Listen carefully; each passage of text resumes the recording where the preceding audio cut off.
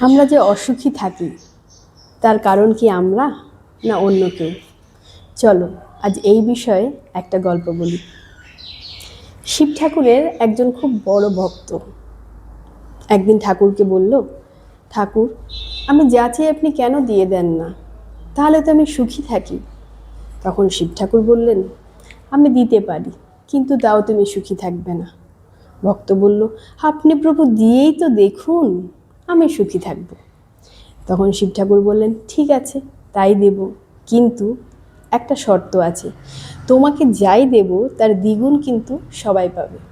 ভক্ত বলল, কোনো ব্যাপার না, আমি তো পাবো। তখন শিব ঠাকুর বললেন, তথাস্তু। এরপর ও ধ্যানে বসলো, বসে ওম নমঃ শিবায়, ওম নমঃ শিবায়, ওম নমঃ শিবায় করে ডাকতে লাগলো। তখন শিব ঠাকুর এলেন, বললেন, বলো তোমার কি চাই? বলল, আমার একটা বড় বাড়ি চাই। শিব ঠাকুর বললেন, তথাস্তু। সাথে সাথে ওর একটা বড় বাড়ি হয়ে গেল। ও কী করলো, ছুটে ব্যালকনি গেল, গিয়ে দেখলো, দেখি তো অন্যদের কি হয়েছে। গিয়ে দেখছে যে অন্যদের তো দুটো করে বাড়ি হয়ে গেছে। ও মনে মনে ভাবলো যে আচ্ছা ঠিক আছে, আমার তো বড় বাড়ি রয়েছে। আবার আসলো, আবার ধ্যানে বসলো, ওম নমঃ শিবায়, ওম নমঃ শিবায়, ওম নমঃ শিবায় করলো। শিব ঠাকুর এলেন, বলো তোমার কি চাই?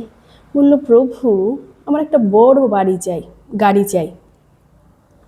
তখন ঠাকুর বললেন যে ঠিক আছে, তথাস্তু। সাথে সাথে ওর একটা বড় গাড়ি হয়ে গেল। ও ছুটে বাইরে গেল ব্যালকনিতে, গিয়ে দেখলো অন্যদের দুটো করে বাড়ি হয়ে গেছে। তখন এবার তো মনে মনে কষ্ট পেতে লাগলো। বলল, আমি এত কষ্ট করছি, ঠাকুরকে ডাকছি, ধ্যান করছি, আর তার সুযোগটা সবাই নেবে? আমি যা পাবো তার বেশি সবাই পাবে? না না, এইটা মেনে নেওয়া যায় না। এবার আমি সবাইকে উচিত শিক্ষা দেব। এই বলে ও আবার ধ্যানে বসলো, বসে ওম নমঃ শিবায়, ওম নমঃ শিবায়, ওম নমঃ শিবায় করে জপ করতে লাগলো। শিব ঠাকুর এলেন, বললেন, বলো তোমার কি চাই? তখন বলল, প্রভু, আমার এক চোখ খারাপ করে দিন। ঠাকুর বললেন, তথাস্তু।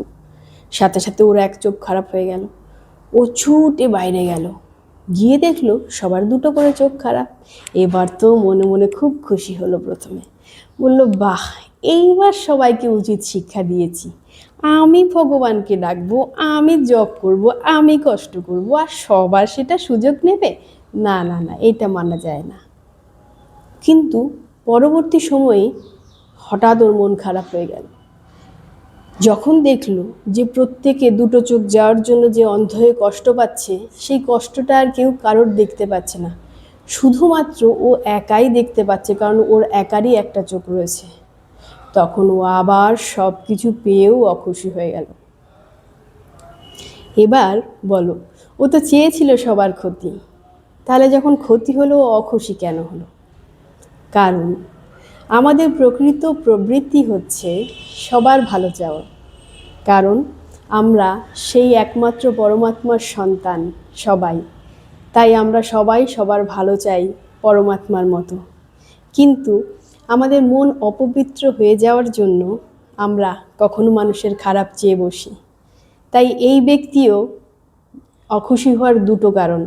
এক ছিল চাওয়া পাওয়ার সীমানা থাকা, যা চাই যা পাই আরও পাই আরও চাই, সেই সীমানা থাকা।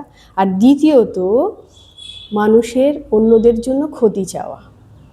তো আমাদের কি করতে হবে? দুটো জিনিস করতে হবে।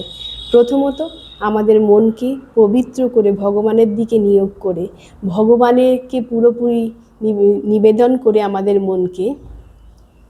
আমাদের মন শুধুমাত্র সবার ভালো চাইবে। আর আমাদের চাওয়া পাওয়ার একটা সীমা কাটতে হবে, তাহলেই আমরা সবাই সুখী থাকতে পারবো।